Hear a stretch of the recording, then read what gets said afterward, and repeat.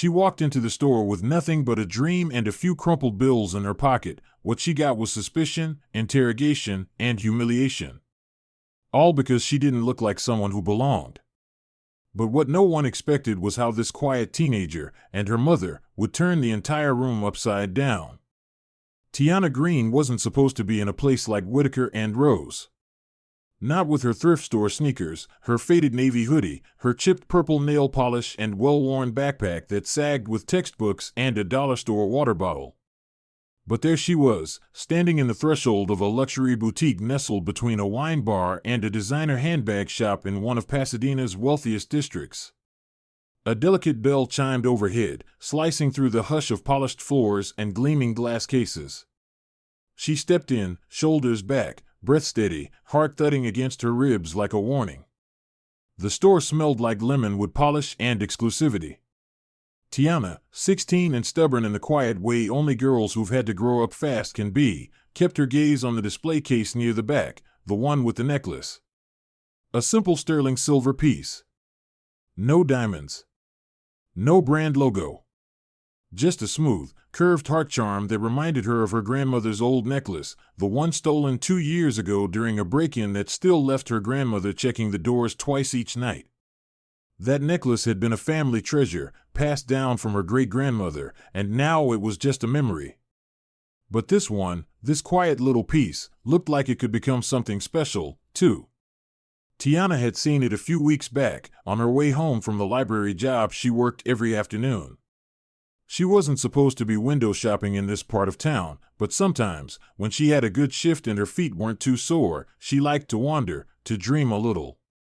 That day she'd stopped short in front of the store, caught by the way the necklace seemed to glow on its black velvet square. She couldn't explain it, just that it felt right. So she started saving. She skipped snacks after school, babysat for her neighbors, walked their dogs, and trimmed their hedges for cash. She tracked her savings religiously in a budgeting app, adding every dollar, every quarter like it mattered. Because it did, every cent was a step closer. And now, today, on a cool Saturday morning with a pale sun drifting through the sky, she had exactly $95.40. The necklace was $89 plus tax. Just enough. She'd even double-checked the sales tax on her phone. Her shift at the library had been slow. Shelving returned books, wiping tables, pointing tourists toward the restroom. But every time her feet ached or her back stiffened, she reminded herself, after this, the necklace. After this, the gift for Grandma. It was her 70th birthday next week. And Tiana didn't want to show up with a card or flowers from the supermarket. She wanted to give her something that said, "I see you. I remember." So she walked the 6 blocks from the library to Whitaker and Rose. The boutique was almost empty, just her and a middle-aged woman in heels browsing bracelets near the front. Behind the counter stood a sharp-eyed woman with pearl earrings and a crisp white blouse, her reading glasses hanging from a chain across her chest. She was typing something into the register when Tiana entered, but the moment the bell chimed and the girl stepped inside, the woman's fingers stopped moving. Her gaze lifted and fixed on her, not hostile but assessing. Tiana smiled, the kind her mother taught her to use in public, polite, small, non-threatening. "Hi," she said, her voice soft. "I was wondering if I could see something." The woman, Linda Westbrook, as the plaque on the counter read, didn't return the smile. She didn't speak at first. Just steadied Tiana for a beat too long, then glanced past her toward the woman in heels and called out in a voice that warmed instantly, "Welcome in. Let me know if you need anything." The other customer nodded and drifted deeper into the store. Tiana stood awkwardly, unsure if she was being ignored. "Excuse me," she said again, gently. "I was hoping to see a necklace, just one I saw in the window a few weeks ago." Linda turned, her smile gone. "Which one?" "It's on the 3rd row in the back," Tiana pointed. "Silver. Heart charm." The woman's eyes flicked toward her backpack. "You can leave your bag here at the counter," she said. "Just to avoid bumping anything. Store policy." Tiana blinked. "Oh, I mean, it's just my school stuff. And my wallet." Just leave it here. Safer for everyone. Her tone wasn't aggressive, but it wasn't kind either. Tiana hesitated, then pulled the bag halfway off one shoulder and held it out. You can check it. I didn't touch anything. Linda didn't respond. She walked over to the case, pulling out a set of keys from her apron pocket. Her heels clacked across the tile like the sound of a ticking clock. She wore white gloves when she pulled the necklace out, setting it gently onto a velvet mat. Tiana stepped closer, her breath catching in her throat. It was just as beautiful up close. Do you know how much it is after tax? She asked. Linda picked up a small calculator. 92 even, she said curtly. Tiana nodded and opened her budgeting app. Her fingers moved quickly, eyes scanning the numbers she'd memorized. She had just enough. A small smile tugged at the corner of her mouth. I think I'll take it, she said, trying not to sound too excited. But Linda didn't ring it up. She stared at Tiana's phone, then looked toward the door. Are you here with someone? She asked. Tiana frowned. No, just me. The woman paused. Her lips thinned. Wait right here, she said, and turned toward the back office, necklace still in hand. Tiana stood there alone, the other customer gone now. The quiet felt heavy. She shifted her weight, glancing around, trying to figure out what just happened. In the back, Linda picked up the phone. She didn't say emergency. She didn't say crime. She didn't even say theft. But the words she used were just enough. Hi, this is Whitaker and Rose on Greenfield Plaza. I've got a teenage girl here, black, gray hoodie, looks a little nervous, been hanging around the display cases and on her phone a lot. Just want someone to swing by. Just in case. That's all it took. The dispatcher confirmed someone would be over shortly. Linda hung up, then walked back to the front as if nothing had happened. Tiana was still standing by the counter, tracing the edge of her hoodie pocket with her fingers. Linda set the necklace back down and smiled, not warm, not real. Sorry about the delay, she said. Before we ring it up, would you mind taking your hands out of your pockets? Tiana blinked. Huh? Store policy. Just for security reasons. Tiana slowly lifted her hands, palms open. I'm not hiding anything. Of course not, Linda said, not meeting her eyes. That's when the door opened. 2 police officers stepped inside, a man and a woman. They moved with purpose. Straight toward Tiana. The male officer nodded at Linda. That's her? Yes, Linda whispered, just loud enough. Tiana's heart thudded again. Wait, what's going on? She asked. The officers didn't raise their voices, but their tone was firm. We got a call about suspicious behavior. Mind telling us what you're doing here? Tiana swallowed hard. I was just buying a necklace. I've been saving up. I didn't do anything wrong. Do you have ID? I'm 16. Anything in your pockets? Her face burned. No. I didn't take anything. Ask her, I haven't even touched the case. Just step over here, please. Tiana looked toward Linda, pleading silently. But the woman just looked away. The officers asked to search her bag. Tiana's voice cracked. Why? It's procedure. I didn't take anything. One of the officers placed a hand near his belt. I'm not going to tell you again. Her hand shook as she reached slowly into her pockets, pulling out a receipt, a chapstick, and a few crumpled dollar bills. That's when she did the only thing she could think of. She opened her phone.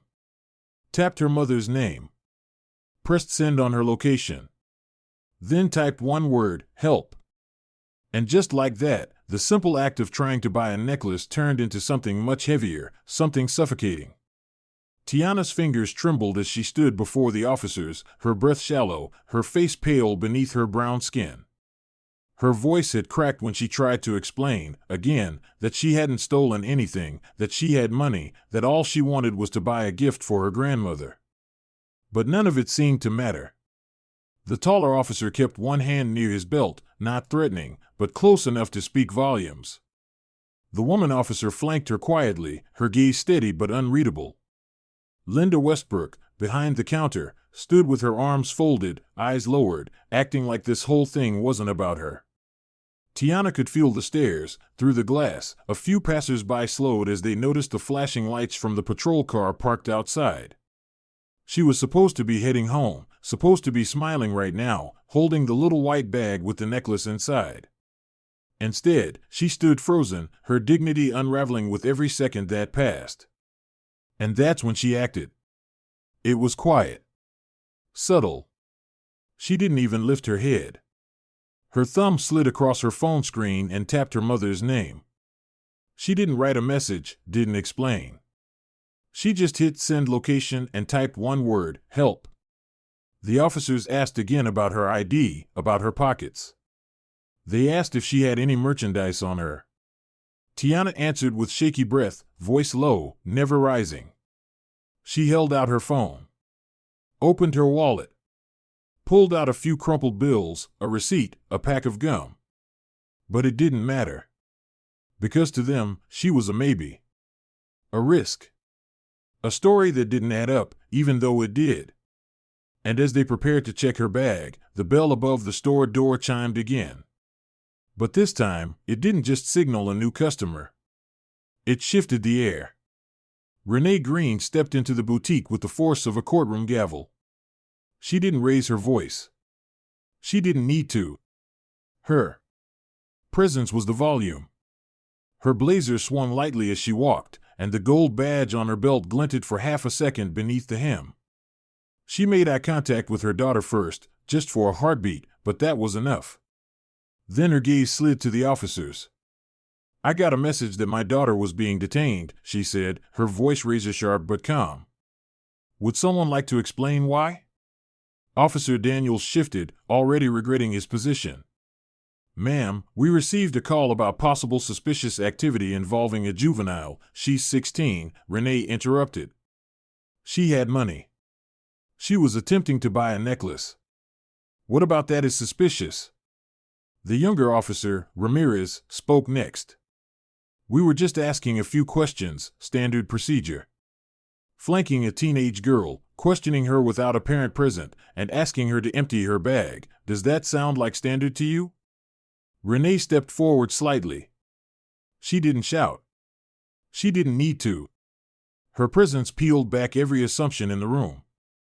Tiana exhaled softly, her shoulders slumping for the first time in minutes.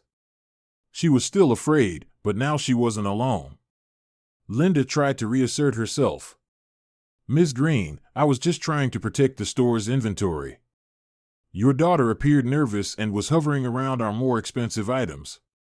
Renee turned toward her, and for the first time, Linda's confident facade flickered. Nervous? Renee echoed. She's a 16-year-old girl. Alone. In a store where the manager refused to make eye contact. You made her nervous. Ma'am, if we made a mistake, Ramirez began, but Renee cut in. It's not if. You did. You questioned her without cause. You escalated something that never should have become a situation. And you did it because you didn't like what you saw when she walked through that door. The room went quiet. The officers stepped back. Ramirez looked toward Daniels, who stared at the ground. And Linda, she stood still behind the glass counter. Suddenly aware that the floor beneath her was no longer solid. Renee turned to Tiana. Did they touch you? She asked, voice softer now. No, Tiana whispered. Did they accuse you of anything? They made me empty my pockets. They wanted to search my bag. Renee nodded, then turned back to the officers. Badge numbers, she said. Now. Daniels fumbled in his chest pocket, pulling out a small card. Ramirez followed silently. Renee took the cards and tucked them into her purse like she'd done it 100 times before. She probably had. Then she looked back at Linda. She had the money. She was respectful. She didn't ask for a discount, didn't raise her voice. But you couldn't see her past your assumptions. Linda tried to start, but her voice cracked. I didn't mean for it to go that far. But it did go that far, Renee said. And now you don't get to control the ending. Linda paused, then offered something, an olive branch twisted in gilt. If it helps, she can have the necklace. No charge. Tiana looked up. Her eyes met her mother's, then drifted back to the necklace on the velvet mat. For a moment, she thought about it. Not just what it meant, but what it had meant. Before all this. Before the humiliation. Before she became a threat instead of a granddaughter. And then she spoke. I don't want anything from here, she said quietly. Her voice didn't shake this time. It was calm. Final. Renee gave one last look around the room. No drama. No mic drop. Just a moment long enough for everyone to feel what had just happened.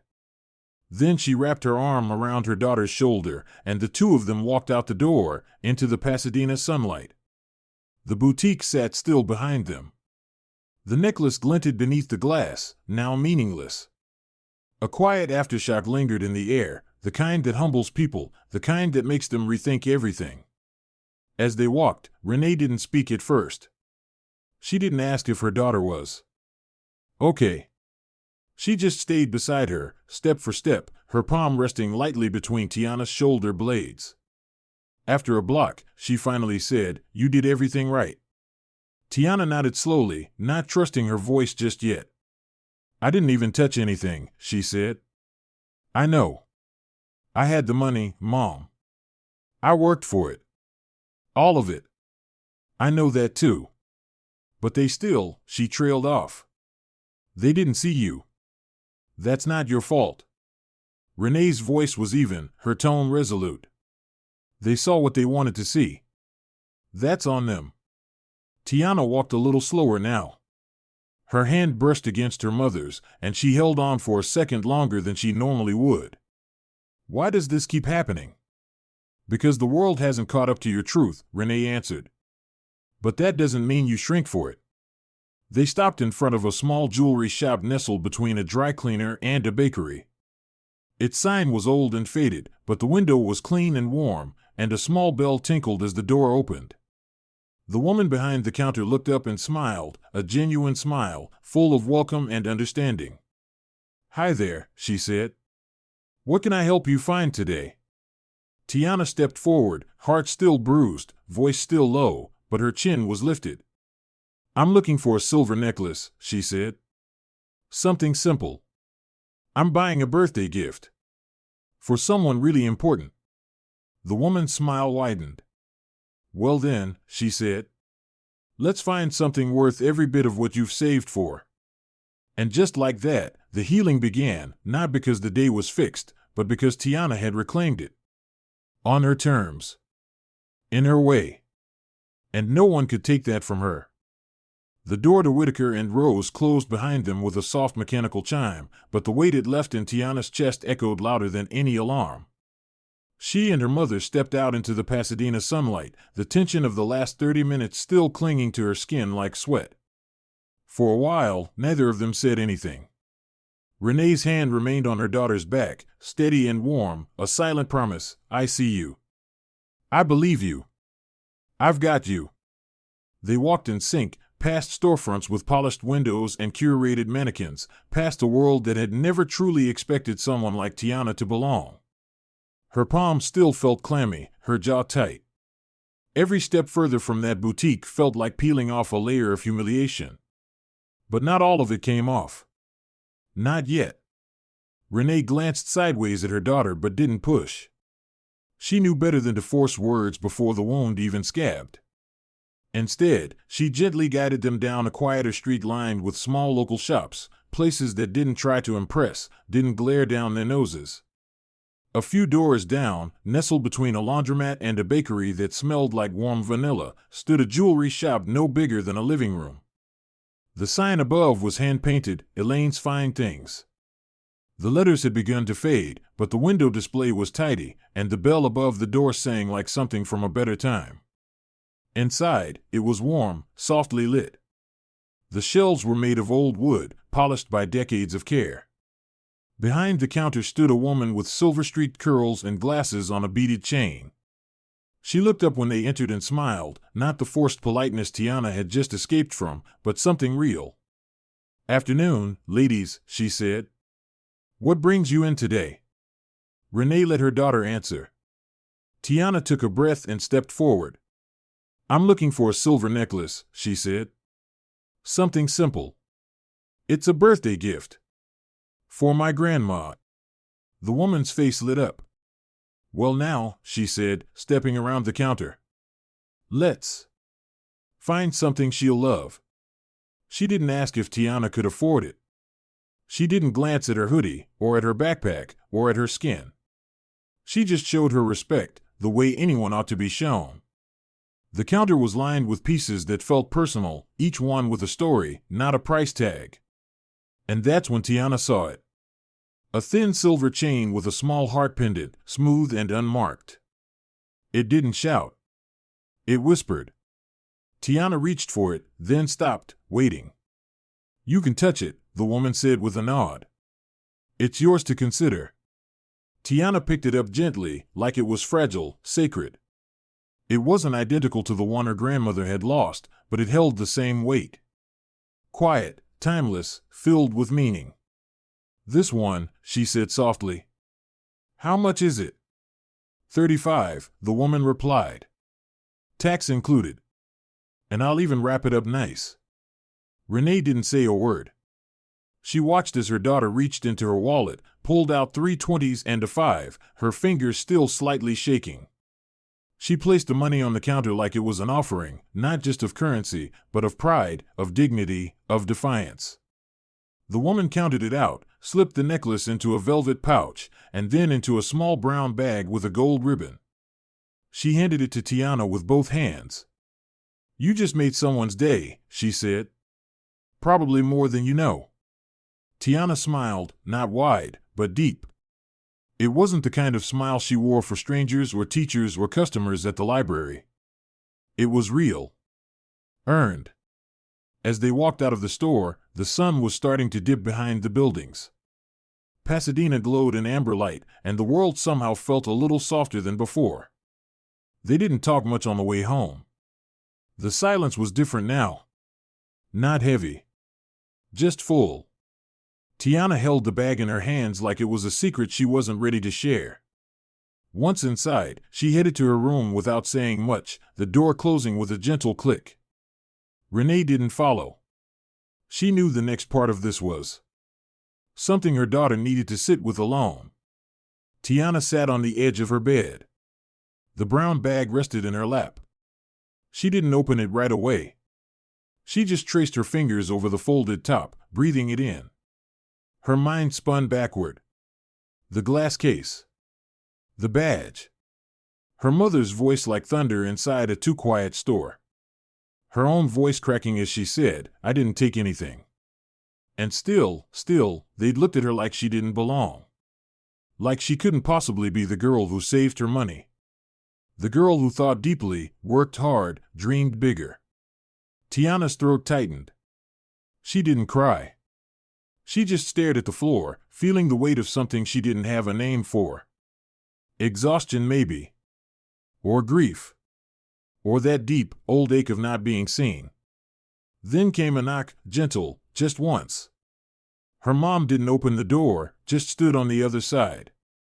"You okay?" "Yeah," Tiana said, her voice barely above a whisper. "Can I come in?" "Yeah." Renee stepped in and sat down beside her daughter. She didn't ask questions. Didn't press. She just waited. "I did everything right," Tiana finally said. "I was polite. I didn't touch anything. I had the money. I even smiled." "I know," Renee said. "But it didn't matter." "No," Renee agreed. "Not to them." Tiana looked down at the bag in her hands. "Why, though? Why am I still not enough?" Renee turned toward her, steady and grounded. Baby, it's not about you being enough. You are. It's about them. The way they've been taught to see you, or not see you. That's not your fault. That's not on you. Then what's the point? Tiana's voice cracked, just once. What's the point of being good if it doesn't protect me? Renee exhaled slowly, then reached over and placed a hand on her daughter's knee. The point is, you still walk into that store. You still save. You still speak your truth. You hold your head up. Not because the world gives you permission, but because you deserve to take up space in it. Tiana's lips quivered, but she held herself together. Barely. They made me feel so small. Renee gave a slight smile. And yet, you stood there and said, I don't want anything from here. That's not small. That's power. They sat in silence again. This time, full of something else, pride. Strength. The beginnings of healing. Tiana finally opened the bag. Inside was the little velvet pouch, soft and warm in her palm. She opened it and let the necklace slide into her hand. The silver heart caught the light, and for a moment, she just stared at it. Then she smiled. A real smile. Quiet but certain. Grandma's going to love it, she said. She's going to know what it means, Renee replied. And what about you? Tiana looked up. What do you mean? Are you going to love it too? Tiana nodded slowly. Yeah, she said. Yeah, I think I will. She held the necklace against her chest and whispered, This is for her. But this time, it's for me too. Her voice was small but sure. The kind of voice that grows roots.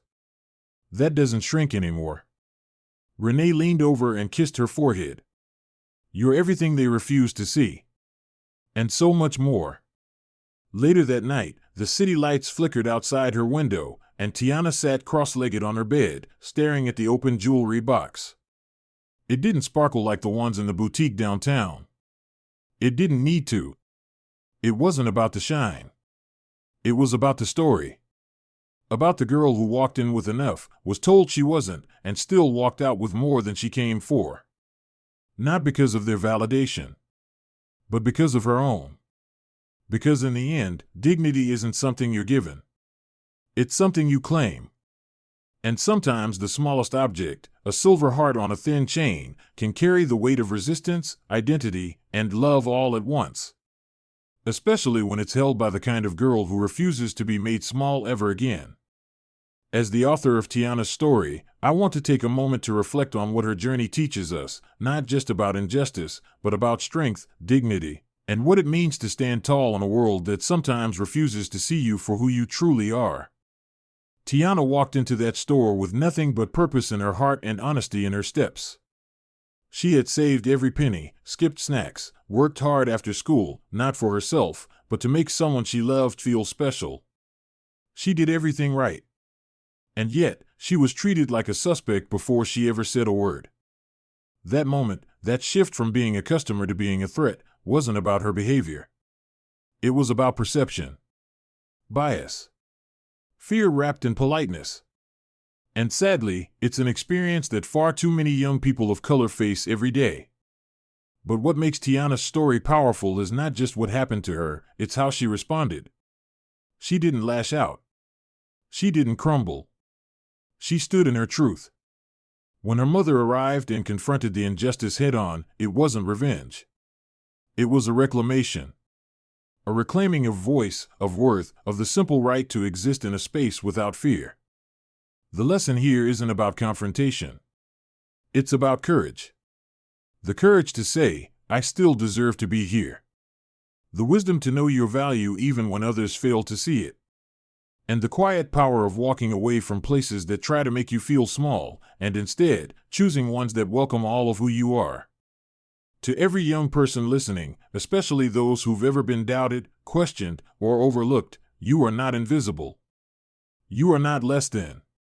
Your worth is not defined by how others treat you, but by how you choose to carry yourself in those moments. Let Tiana's story be a reminder that doing the right thing doesn't always protect you from injustice, but it will always preserve your integrity. And sometimes, the most powerful act of resistance is simply refusing to shrink. To the mothers, fathers, mentors, and protectors, keep showing up. Keep speaking up. Your presence, like Renee's, changes the room. And finally, to our listeners, thank you. Thank you for taking the time to hear stories like this. Stories that matter. Stories that reveal the truth, not just of one girl's experience, but of a broader reality we must all confront together. If Tiana's story moved you, I encourage you to share it, talk about it, and keep the conversation going. Your voice can be the reason someone else feels seen. On behalf of everyone here at U.S. Justice Story, thank you for listening. We appreciate you. Stay aware, stay strong, and above all, stay standing tall.